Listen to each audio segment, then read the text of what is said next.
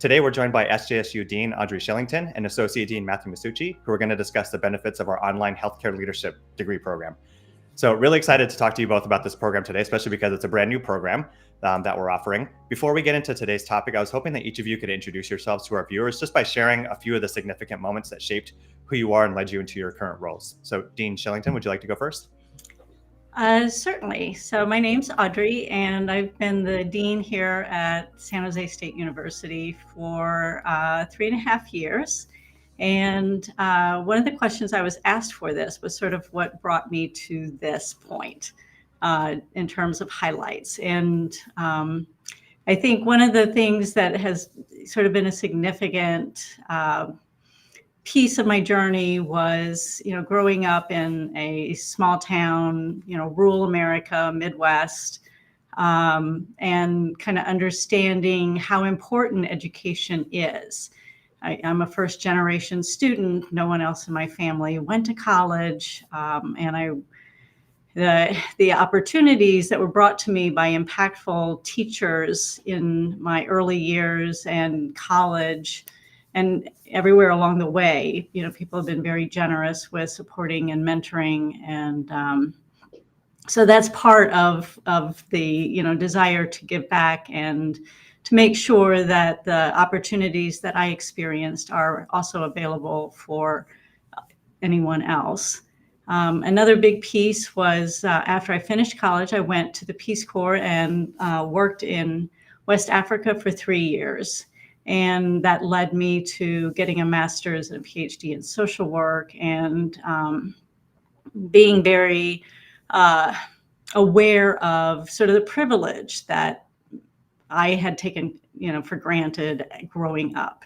So it's sort of a juxtaposition, right, between, being aware of the rare opportunities that I was given relative to my parents or grandparents, but then also sort of seeing how much opportunity and privilege I already had and wasn't aware of. So those are two of the kind of pinnacle things that I think have happened in the short time that we have to talk about this.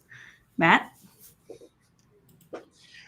Sure. Hi, my name is Matt Masucci, and I'm the Associate Dean in the college. I've been at San Jose State for 21 years, which is hard to believe.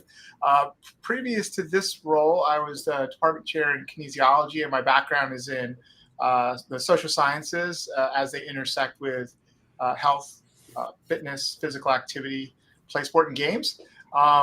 I took kind of a circuitous route to higher education, though both of my parents are educators in public school systems. So I knew, I think from an early age, or at least I believed, that at some point in time I would gravitate to teaching. I thought maybe in the K through 12 system, but as it turned out, I made my way through the higher education system. In my family, both of my parents never graduated high school, didn't speak English, right? So this is a very important kind of recognition that higher education was an important sort of escalator to, greater opportunity. And so my parents, from a very young age, were really committed to the value of education and eventually to college. And so I don't take that for granted, for sure. And in my own personal experience, but also hopefully in the role that I have here in the college, that's one of my greatest pleasures is, helping students from all backgrounds and all educational experiences achieve whatever their occupational or educational goals are. And so that's what brings me to the work, and that's what keeps me in the work. Wow, amazing. Well, thank you so much to both of you for just sharing a little bit about your background and some of the formative experiences that you've had. I could relate to a lot of what each of you shared. I grew up in a small town as well, as the first person in my family to graduate from college, and similarly feel just very passionate about increasing access to educational opportunities, especially higher ed, just knowing how transformational that can be. And so it makes sense for both of you that, because you have that similar kind of mindset and values, that you're advocating for the creation of this new healthcare leadership program. So that's a good, I think, segue into today's topic and conversation. So I know that this program, generally speaking, is designed to prepare students with some knowledge and skills that they'll need to improve patient care, thrive in a professional healthcare careers, and really thinking about that in a global context. But I was wondering if you can provide an overview of what the program is for potential students and why it's valuable for them. Sure. Yeah, I'd be happy to give a little bit of context for the program. So when we were thinking about designing the program, we had in mind a couple different student cohorts, but primarily we wanted to make sure that this was as flexible as possible for those that were interested or currently working in the healthcare industry in one way or another, but maybe we're hitting a ceiling because they didn't have that 4-year degree. And so the program was intentionally designed. You don't have to have a healthcare background, right? It's not bedside care that we're interested in training folks for, though you could eventually go into those kinds of roles if you chose, upon graduation. So it's there's a lot of flexibility. There are courses from across our disciplines, which Audrey will talk about maybe in just a second.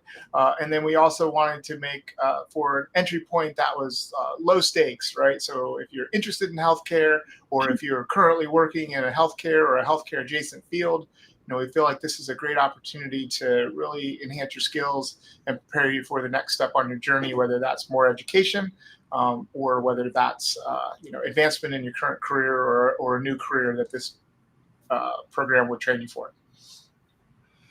Right. And, the way that we designed this was not sort of getting into a conference room and, writing this to, by ourselves. We really spent probably a couple years having conversations amongst ourselves in terms of what might we do in this space? What could we come together and create?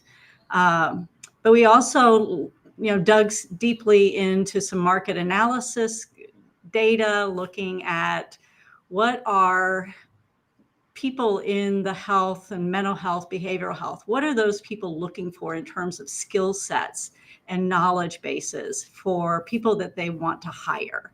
And so that was one of the big pieces that we really took to heart and considered. We talked to our chairs and directors in terms of people who are leading their departments and their professions in our college. And then we also had several very intense conversations with our executive advisory board, which is made up of industry leaders in our community from the spectrum of health to mental health, and all the sort of allied pieces that encapsulates. And so when we landed on how we designed this, it wasn't sort of a random thing. It was a very thoughtful, intentional, with lots of sort of stakeholder input for this. And then we reviewed it with people as well. So, we kind of closed that circle. So I feel confident that this is something that was designed to enable people to be able to really, broaden their skill sets and really walk out with being able to be competitive in the job market.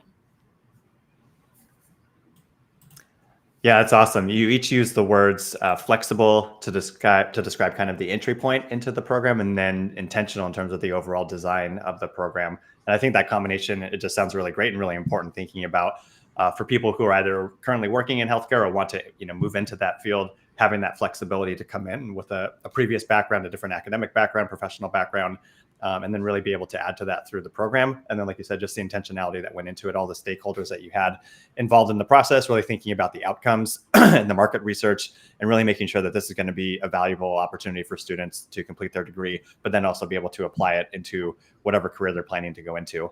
So I think with that, I wanted to zoom in a little bit more specifically on the program itself. And I was wondering if you can highlight maybe some of the practical or transferable experiences that students might have as part of their coursework or part of the overall program. Yeah, sure. Well, one of the things that we heard when we were talking with all our stakeholders about some of the key skills that would be required in the sort of 21st century healthcare landscape, communication was one of those. So we certainly want to highlight the value of communication, and that's going to be through group projects, through potential community engagement and involvement, through dialoguing with your fellow students around issues related to healthcare broadly understood. And then more importantly, and Audrey maybe can add a little bit more to this, is the idea of working together in interdisciplinary teams. And that is absolutely one of the hallmarks of the work that's being done, out in the healthcare sector more generally. And so there are plenty of opportunities to do group work, teamwork, role playing, such that you really get a feel for what it's like to be in various sort of constituent roles within the healthcare space. And then the other thing that we know is really valuable, two other things. One is leadership, more broadly defined. And so, how do you enter your workplace or your future educational goals, with the mindset of a leader, and what role might you play in those kinds of communities? And then the next, I think, is the importance of I think I mentioned communication, right? And then leadership, and the importance of health teams are some of the key skills that anybody coming through the program, I think, is going to be able to have an opportunity to fine tune. Right, because interprofessional practice is one of the sort of growing methodologies, regardless of whether you're in a social service setting, whether you're in a health clinic, whether you are in home care. It is one of the sort of pinnacle pieces that has shifted across the last couple decades in health provision and healthcare and assessment. And anyone who has been in the hospital or been in a clinic, they know that there are multiple people that you interact with, and then behind the curtain, those people are talking to each other and consulting with each other and creating treatment plans together. And this ability to work in teams and this ability to do the more interprofessional kinds of practice has been shown to really, increase health outcomes.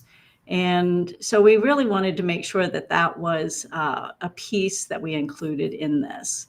So even if you are doing administrative work or marketing, you'll still be part of those teams.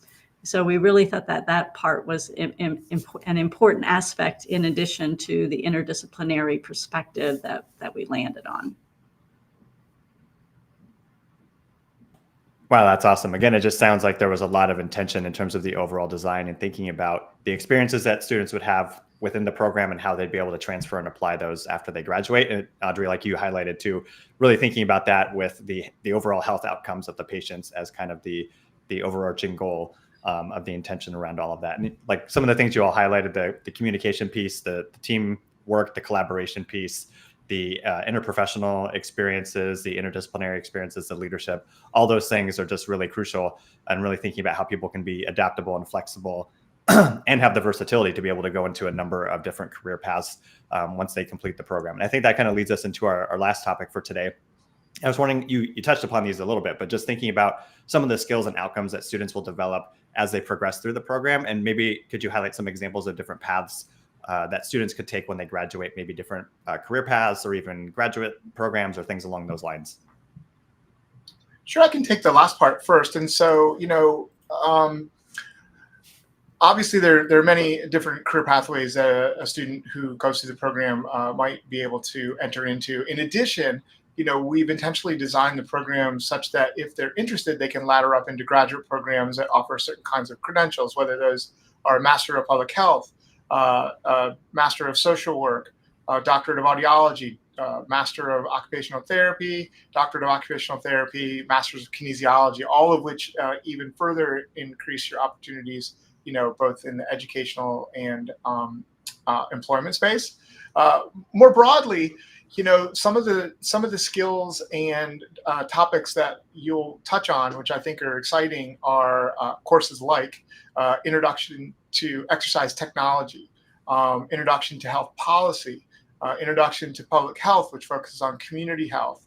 And then there's other classes, for example, leadership and marketing in the not-for-profit sector. So we assume that many of our students might be interested in, working in the not-for-profit arena, and there's lots of great opportunities, and it's an opportunity as well to connect with social programming that meets your own mission and values. And so we want to make sure that folks walk out the door with skill sets that allow them to excel in those roles.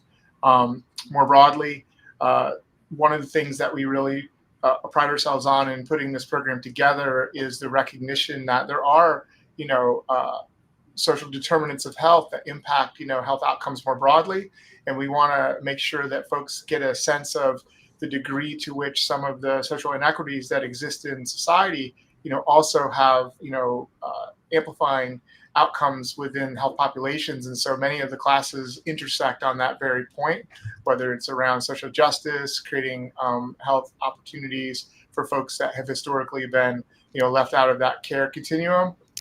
And so those are transferable skills in every sector that a student might go into. And the other, I think, thing that's valuable to think about is the idea of health and wellness as a broad continuum that's just not framed around the absence of illness. And so when we think about wellness, we think about that in a multidimensional way, and our classes are intentionally designed to get folks to think in a broad way. That does two things. One, it allows you to both be involved in a more acute care setting if that's your interest, but it also allows you to work in a more broad array of health-related topics that might not be sort of the traditional bedside health client care, which I think a lot of folks think that that's what healthcare is all about. But of course, there's lots and lots of other ways to work within the healthcare sector, whether it's on the tech and admin side, whether it's on the leadership and teamwork side, or whether it in fact is in that direct healthcare realm where you're working with patients or being an advocate for patients in healthcare spaces, whether they're not-for-profit or in hospital settings.